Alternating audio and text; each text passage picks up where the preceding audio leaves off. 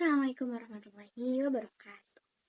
Halo semuanya, perkenalkan nama saya Winda Widiana, kelas 1B Ikom, jurusan Ilmu Komunikasi, Fakultas Ilmu Sosial dan Ilmu Politik, dengan NIM 1513240044. Di sini saya akan mempresentasikan manajemen bab 8 dengan judul Desain Struktur Organisasi. Selamat menyaksikan.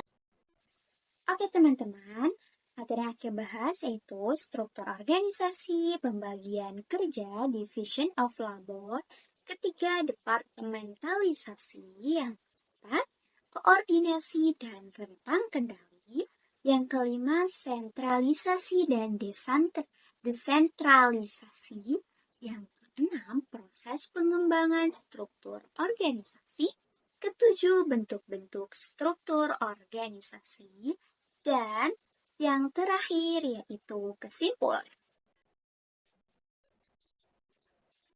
Selanjutnya, elemen organisasi.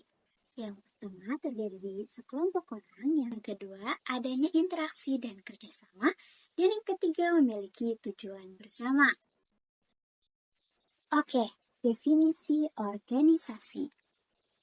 Organisasi adalah sekelompok orang atau dua orang atau lebih yang secara formal dipersatukan dalam suatu kerjasama untuk mencapai tujuan yang telah ditetapkan.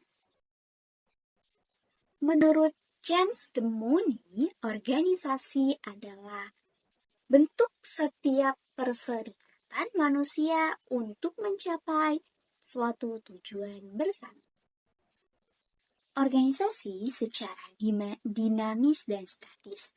Dinamis, organisasi dapat diartikan sebagai suatu proses penetapan dan pembagian pekerjaan yang akan dilakukan otoritas dan tanggung jawab serta penetapan hubungan di antara elemen-elemen organisasi.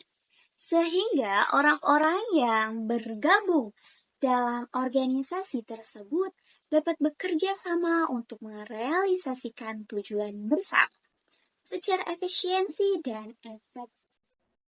Sedangkan organisasi menurut statis, dalam arti statis merupakan suatu bagan atau rangka yang berwujud yang bergerak demi tercapainya tujuan bersama, dalam istilah lain sering disebut sebagai bentuk organisasi.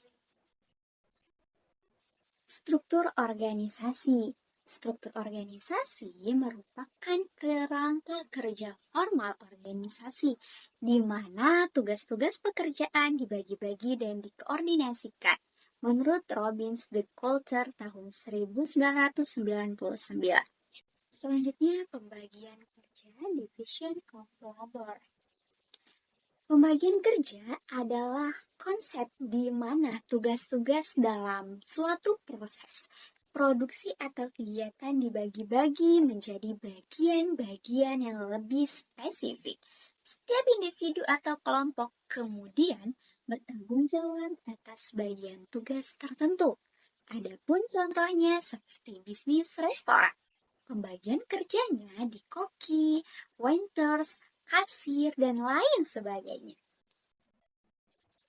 Oke, selanjutnya departementalisasi.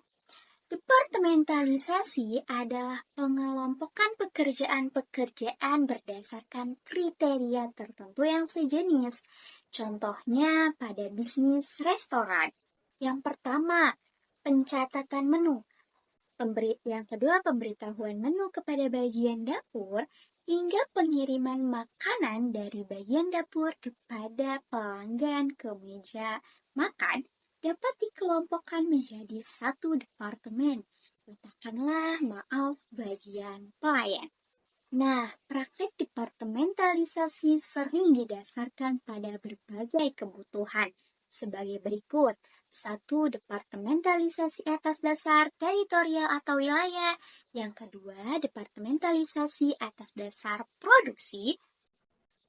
Dan yang terakhir, departementalisasi atas dasar fungsi organisasi. Materi selanjutnya yaitu koordinasi. Apa itu koordinasi? Koordinasi merupakan suatu proses menghubungkan atau mengintegrasikan bagian-bagian dalam organisasi agar tujuan organisasi dapat efektif.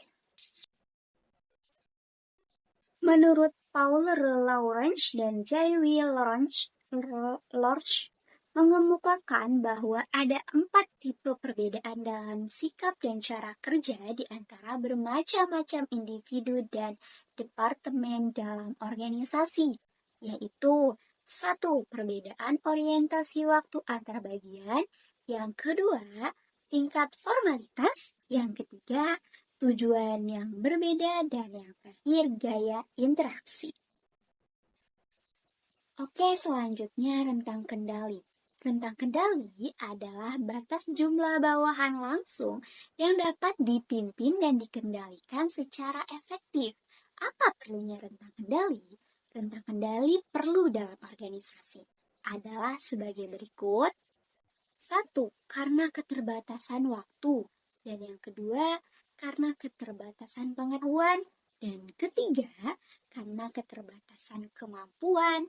Keempat, keterbatasan perhatian. Kelima, atau yang terakhir, rentang kendali setiap pemimpin dan manajer tidak sama, atau dalam artian relatif. Selanjutnya ada sentralisasi. Menurut Robbins de Coulter tahun 1999 mendefinisikan sentralisasi sebagai kadar sampai di mana pengambilan keputusan terkonsentrasi di tingkat-tingkat atas organisasi. Menurut Gibson et al. Tahun 1996 ada 4 hubungan antara sentralisasi dengan desain keputusan organisasi. Pertama, semakin tinggi spesialisasi maka semakin besar sentralisasi. Kedua, semakin sedikit wewenang didelegasikan maka semakin besar sentralisasi. Ketiga, semakin besar pemakaian departemen fungsional dan proses, maka semakin berat sentralisasi. Dan yang terakhir, semakin luas rentang kendali, semakin berkurang sentralisasi. Nah, tadi kan kita sudah membahas tentang sentralisasi, maka selanjutnya adalah desentralisasi. Desentralisasi adalah pendelegasian wewenang dalam membuat keputusan dan kebijakan kepada manajer atau orang-orang yang berbeda pada level bawah dalam suatu struktur organisasi. Menurut Mamdu Muhammad Hanafi tahun 1997, ada 3 faktor utama yang mempengaruhi tingkat desentralisasi suatu organisasi, yaitu 1. Ukuran organisasi, yang kedua, lingkungan, yang ketiga, karakteristik lain seperti budaya, perusahaan, preferensi manajemen, kemampuan karyawan, dan biaya keputusan. Selanjutnya yaitu proses pengembangan struktur organisasi atau langkah-langkah dalam menyusun atau mengembangkan struktur organisasi itu sendiri dapat dilakukan dengan cara ini. Dengan cara 1. Identifikasi bisnis proses. Yang kedua, menyesuaikan penetapan struktur organisasi dengan strategi perusahaan. Ketiga, tidak mempertimbangkan potret perusahaan saat ini. Dan yang keempat, tetapkan fungsi perencanaan dan fungsi eksekutor. Yang kelima, alir instruksi dan alir proses. Bentuk-bentuk struktur organisasi. Yang pertama, struktur organisasi fungsional. Kedua, struktur organisasi garis. Dan yang ketiga, struktur organisasi garis dan staf. Keempat, struktur organisasi fungsional dan staf. Kelima, struktur organisasi proyek. Keenam, struktur organisasi matriks. Alhamdulillah, pembahasan kita sudah sampai sejauh ini. Dan yang terakhir yaitu kesimpulan. Nah, kesimpulan dari materi desain struktur organisasi yaitu desain struktur organisasi yang tepat merupakan landasan penting bagi keberhasilan sebuah organisasi. Struktur yang baik memberikan kejelasan mengenai peran, tanggung jawab, dan alur komunikasi, sehingga mempermudah koordinasi dan meningkatkan efisiensi operasional. Dengan desain struktur yang jelas, setiap anggota organisasi memahami tugas dan tanggung jawabnya, serta cara berinteraksi dengan bagian lain dalam organisasi. Hal ini memungkinkan organisasi untuk lebih adaptif terhadap perubahan, meningkatkan produktivitas, dan mendukung pencapaian tujuan jangka pendek maupun jangka panjang. Sekian dan terima kasih. Pembahasan semuanya telah selesai. Mohon maaf bila ada salah kata dan saya akhiri. Wassalamualaikum warahmatullahi wabarakatuh. Bye.